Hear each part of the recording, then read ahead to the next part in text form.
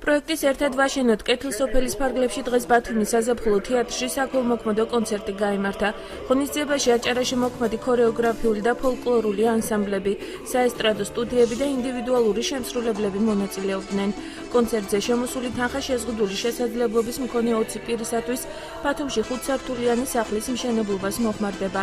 პროექტი მომავალი წლის ბოლოსათვის უნდა დასრულდეს.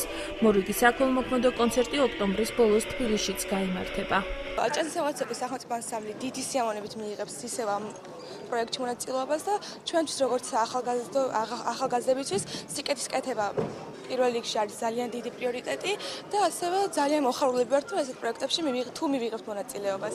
კეთილსოფლის მშენებლობა დაიწყო აჭარიდან და შენდება 5-სართულიანი კორპუსი, სადაც მინიმუმ ერთი შვილი ვისაც ყო შეზღუდული შესაძლებლობის მქონე, თუმცა მინდა ვთქვა, რომ შეზღუდული შესაძლებლობები არ არსებობს.